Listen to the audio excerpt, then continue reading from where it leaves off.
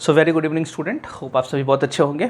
आज हम लोग इकोनॉमिक्स का दो टर्म पढ़ेंगे, एक एक्सप्लिसिट कॉस्ट और एक पढ़ेंगे इम्प्लिसिट कॉस्ट।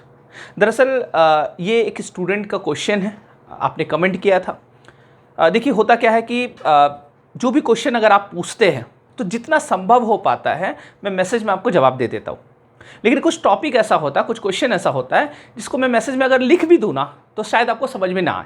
उसी में ये वाला टॉपिक था, तो आपने जब ये क्वेश्चन पूछा तो इसलिए मुझे लगा चलो वीडियो ही बना देते हैं, क्योंकि मैं लिख के देता, मैंने लिखना स्टार्ट भी किया था, फिर मुझे लगा कि शायद आपको समझने में दिक्कत होगा, तो इसलिए मैं बोला कि चलो वीडियो बना देता हूँ। इसलिए कभी इस तरह का क्वेश्चन आए, कुछ भी आए, अगर मैं मैसेज ना करूँ तो समझ जाइएगा कि मैं उसमें वीडियो बना के आपको दे दूँगा, ठीक है। तो चलिए खैर, तो एक्सप्लिसिट कॉस्ट और इम्प्लिसिट कॉस्ट आपने जो ये क्वेश्चन पूछा है, मैं जब आपको पढ़ा दूंगा तो आप कमेंट ज़रूर करना और बताना कि आपको समझ में आया या नहीं आया। क्लियर है? क्योंकि देखिए अगर मैं मैसेज लिख के आपको समझा भी देता और आपको समझ में नहीं आता तो फिर मैसेज लिखने का कोई मतलब नहीं। तो वो मैं नहीं चाहूँगा कि मेरे स्टूडेंट को कुछ समझ नहीं आए, जो मुझे आता है।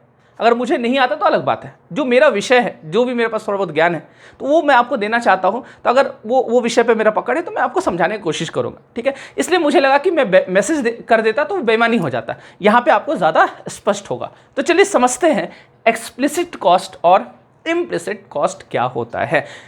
एक छोटा सा एग्जाम्पल मैं देता हूँ, बहुत ईजी एग्जाम्पल देता हूँ, और इस एग्जाम्पल से आप समझ जाइए, क्योंकि देखिए इकोनॉमिक्स में बहुत सारा टर्मिनोलॉजी ऐसा है जो एग्जाम्पल से ही आप समझ पाइएगा। ऐसे आप इसका डेफिनेशन पढ़िएगा तो समझने में थोड़ा प्रॉब्लम आएगा, लेकिन मैं आपको चलिए इजी लैंग्वेज में समझाता हूँ। देखिए एक एग्जाम्पल ले रहा हूँ, मान लीजिए कि मैंने एक कंपनी बनाया, मैंने एक इंस्टीट्यूट खोला, ठीक, मैंने एक कोचिंग इंस्टीट्यूट खोला। मान लीजिए मैंने कोई आईएएस का कोचिंग खोला, ठीक, मैंने कोई आईएएस का एक कोचिंग खोला। अब मैंने क्या किया कि मैंने बिल्डिंग सेलेक्ट किया कि किस जगह पे मेरा कोचिंग होगा, है ना। तो मैंने सेलेक्ट किया और एक ज़मीन पर मान लीजिए एक बिल्डिंग बना हुआ है, ठीक। ये ज़मीन मेरा नहीं है, ये ज़मीन मेरा नहीं है। तो मैंने क्या किया, इस बिल्डिंग को रेंट पे ले लिया, ठीक। मैंने क्या किया, इस बिल्डिंग को रेंट पे ले लिया। मैंने बोला कि मुझे कोचिंग खोलना है, ये बिल्डिंग आप मुझे रेंट पे दे दीजिए, ठीक। समझिएगा ध्यान से। अब इस बिल्डिंग में बहुत सारा काम करवाना था, ऑफिस रूम बनवाना था, क्लास अच्छे से बनाना था, क्लास में बोर्ड लगवाना था, बेंच लगवाना था, एसी लगवाना था, है ना, टेबल कुर्सी फर्नीचर, है ना, जितना भी कॉस्ट जो भी चीज़ मुझे लगाना था। तो मैंने क्या किया, इंफ्रास्ट्रक्चर के लिए, इस बिल्डिंग में काम करने के लिए मैंने लोन ले लिया। समझिएगा, मैंने क्या ले लिया, लोन ले लिया, ठीक। अब मैंने लोन लिया, मुझे जो भी खर्च आ रहा था, फॉर एग्जाम्पल समझिएगा, मान लीजिए कि 10 लाख का मैंने लोन ले लिया, ठीक है, 10 लाख का मैंने लोन ले लिया और 10 लाख रुपया मैं इंस्टीट्यूट में क्या किया, मैंने लगा दिया, ठीक। अब इस 10 लाख का 10% बोला कि तुमको इंटरेस्ट देना पड़ेगा। मैंने बोला ठीक है, 10% में क्या करूंगा, इंटरेस्ट दूंगा। क्लियर? अब समझिएगा, तो लोन मैंने लिया किस लिए, इसका इंफ्रास्ट्रक्चर डेवलप करने के लिए, ठीक है। अब इंस्टीट्यूट तैयार हो गया, क्लासेस स्टार्ट हो गया।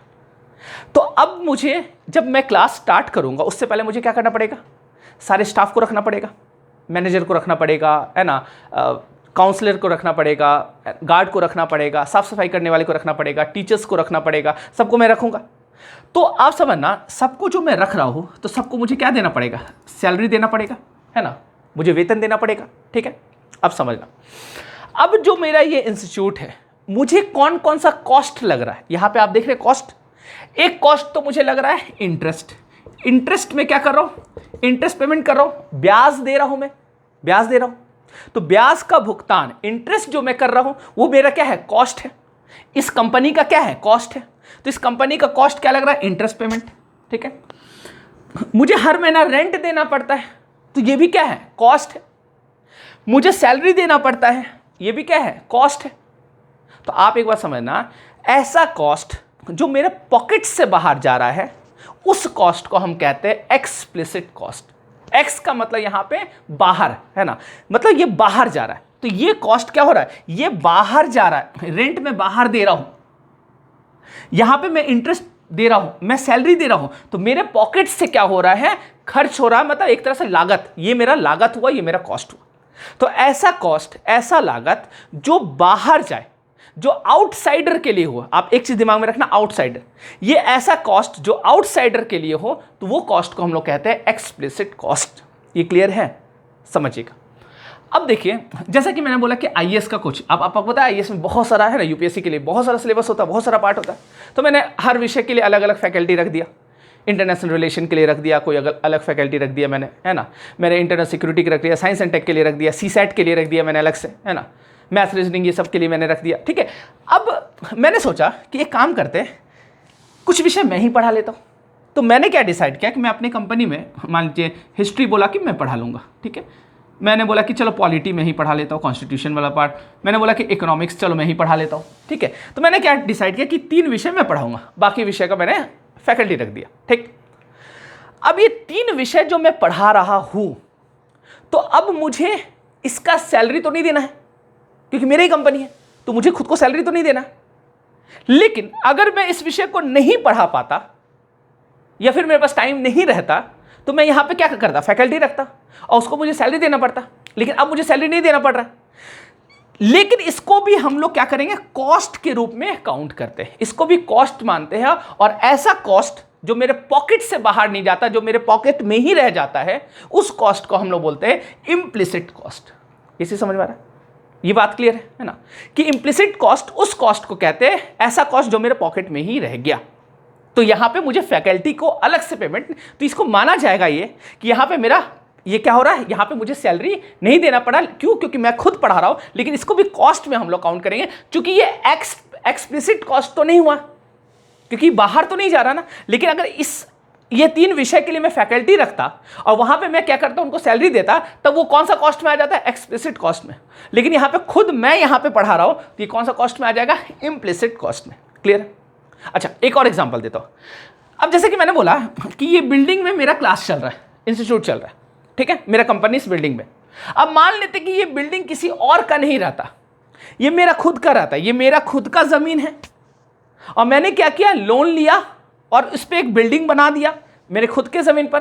तो मैंने जो लोन लिया, लोन पे मैं क्या कर रहा हूं, इंटरेस्ट पे कर रहा हूं, ठीक, इंटरेस्ट पे कर रहा हूं।